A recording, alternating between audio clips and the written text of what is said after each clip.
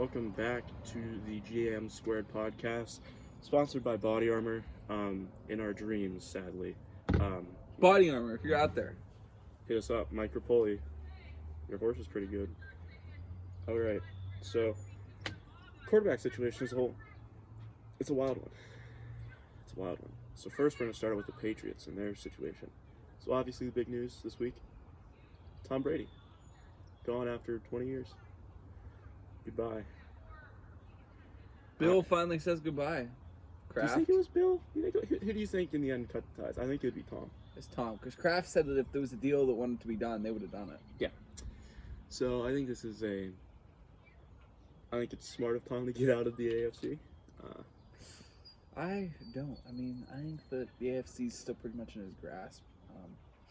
You go to the NFC, you've got I think the NFC is Russell Wilson. You've got, with the Seattle, you've got the Niners. You've got the Vikings have a solid defense. Seeing the AFC, you got Patrick Mahomes, who I think is going to be a menace on the league for like another decade. You got Lamar. Yeah, so they kind of Lamar will get hurt this year, so it won't matter. really don't make. I just don't think Lamar has much. Lamar's going to be Cam Newton in the second, just very injury prone. The style he plays is my take on it all. Alrighty, so the Pats. The top 5 situations that you think they'll put themselves in for quarterback-wise. 1, Cam Newton. 2, Andy Dalton. 3, they tank and they go for Trevor Lawrence next year. 4, they trade for Ryan Fitzpatrick, Amish gunslinger. And 5, Jameis. Cam Newton, I think that's an interesting thought. Carolina's in a weird place. New coach. I always liked Ron Rivera. I was disappointed they fired him. Now he's in Washington with another interesting quarterback situation that I think is kind of overlooked because the Redskins are in a great spot quarterback-wise. They have Dwayne Haskins, who is, I think, overlooked. Yeah. You have Alex Smith coming back from injury. People forget about him. Yeah. Before he got traded away from Kansas City, everyone thought Andy Reid was an idiot because he was having MVP-like years. Certainly. He's in his prime. So I think they're in a great situation. I think that's a good situation to go into. But back to the Patriots. My personal thoughts. Personally, I think they're going to stick with Jarrett Stidham.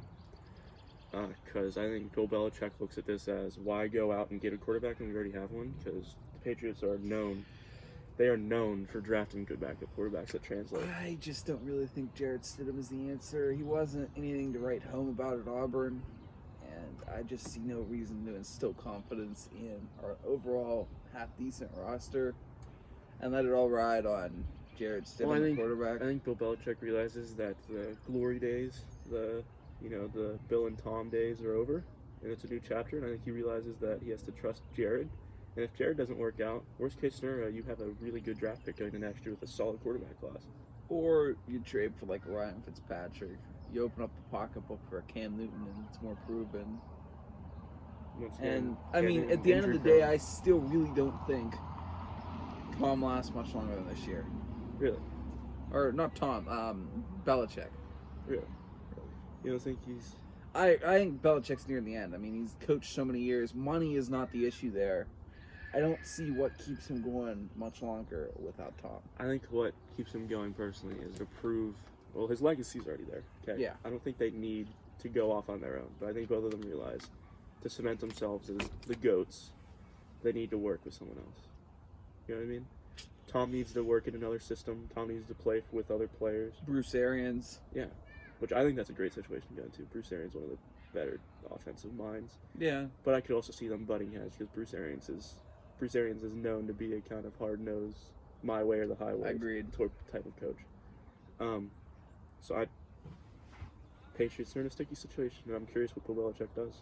I agreed. Much agreed. Okay, on to sleeper quarterbacks in the NFL draft. So, go ahead on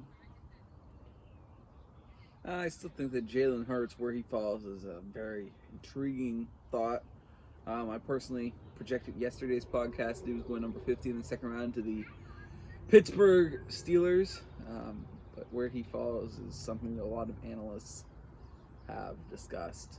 Those over at CBS Sports that know more than we do here at JM Squared. You see, we'll get on a network sometime, Sean. Sometime. Certainly. I'm just waiting for the day. I'm waiting for the day where Dave Portnoy gives us a call and be like, "Yo, cousin," or Pat McAfee.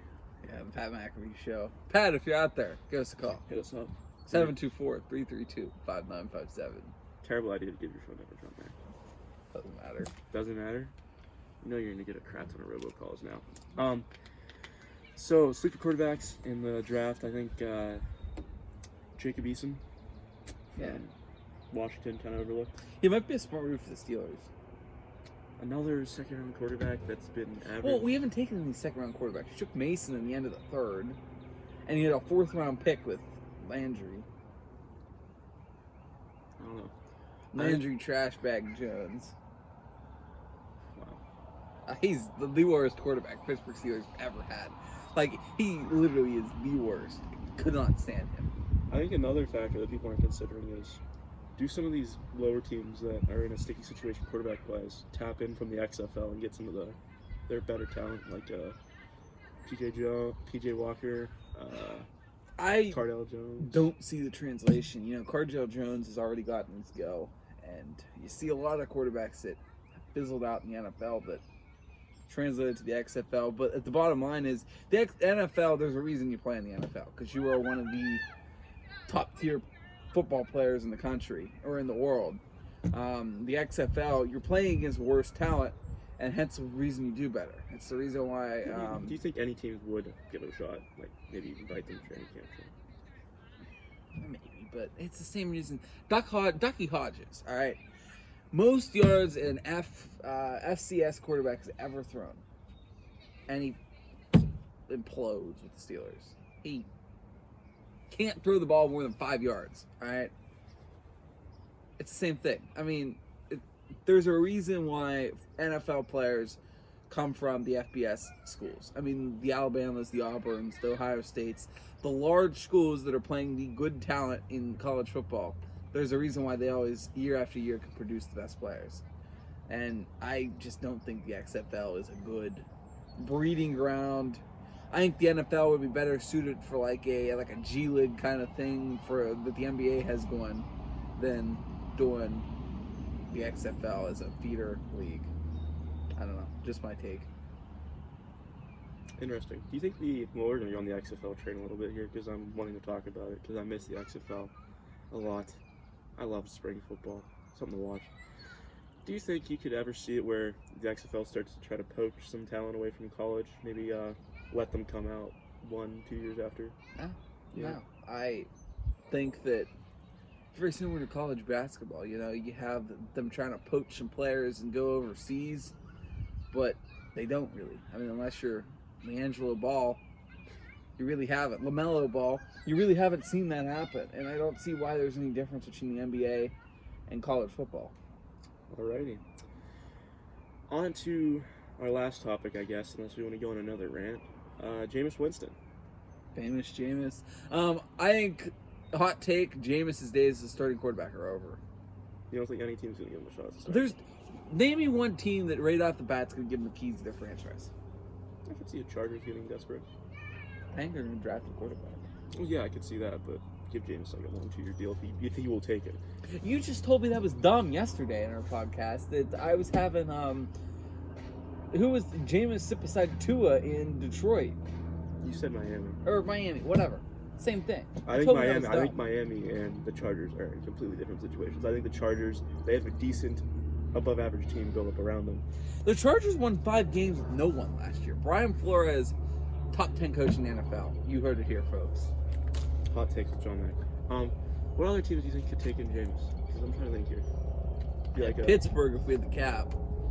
I think that's going to be the downfall of Jameis, is he wants too much money. Because I know... Carolina. They already... Oh, yeah, never mind. They're in a cap situation already. I could see like The thing is the NFL's going to have a problem. We're going to have a bunch of the turn of the decade with a lot of teams and quarterbacks. And then you got Matt Ryan getting older in Atlanta. The Steelers are going to turn sooner than later with Big Ben. You're going to have... You already had the Phillip Rivers turnover in San Diego. Or not the Chargers. Los Angeles. Well, garbage. I did that yesterday too. You've had the Eli Manning turnover. The Mannings are both out the door. Brady out of New England. I think we're going to continue to see some of these older the Aaron Rodgers, Drew Brees. The older quarterbacks are getting old, and that is the bottom line. Really? Aaron Rodgers' days are numbered. People get old. Matt Ryan's days are numbered. The quarterbacks that we've all grown up watching. Now that I'm thinking about it more and more, I can see Jameis starting to become humble and realize that if the Patriots come knocking, you answer that door as quick as you possibly can. Yeah. Because you put him with Josh McDaniels, Julian Edelman. What about, here's an interesting take. Do you think that Brady beats down the door enough in Tampa to get Antonio Brown back? I don't think Bruce Arians has worked with Antonio Brown in the past. Bruce Arians is known as a tougher coach. Where do you think Josh Gordon ends up? Do you think he ends up back at the Pats? I don't know. And then Jameis? I don't know. Could you see Jade? That would be an intriguing offense. Gunslinging it around out there. New England. I don't know. It's a tough situation. I think the entire NFL quarterback-wise is in a strange place. It's really strange because a lot of teams are getting old. Steelers are screwed if Ben's right elbow just can't go. He's going to have to become a lefty, guys. Do the Tua. Switch-handedness. Yeah. That's my takes for today. You got anything? 3 questions. Go ahead, John. All right. When do we go back to school? Never. All right. Sports questions, John. Come on. Sorry. Favorite MLS soccer team? I used to be a big Toronto FC fan with Sebastian Giovinco when he was there before he left for Saudi Arabia. Dang. Big fan there. I don't really have a... If Pittsburgh ever gets a team, I mean, like, I'd be down. I'd watch the games. How long does it take till the Pitt Panthers are a competitive college basketball team? I don't follow their college basketball as much. How about football? Football, I think they were decent this year. They were, like, Kenny Pickett. Next. Kenny Pickett's a stud. Brickett. I love Kenny. Kenny Brickett. Kenny Pickett. Last question. How long does Cliff Kingsbury last as the Cardinals head coach? Jesus.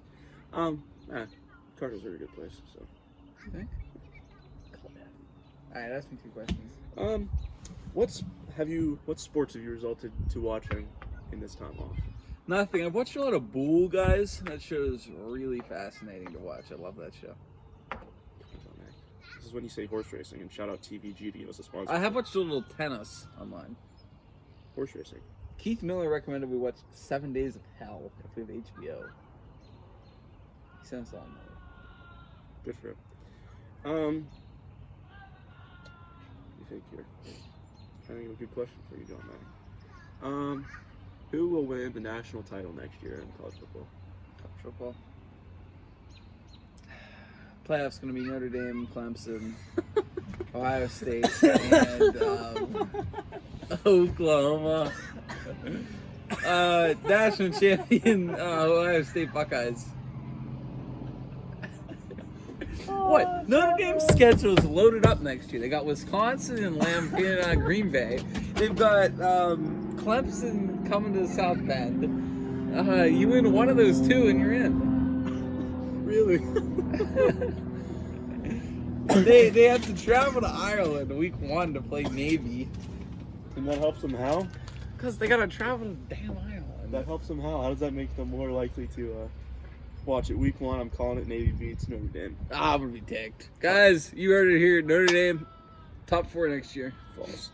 Let's go Irish, baby. Okay.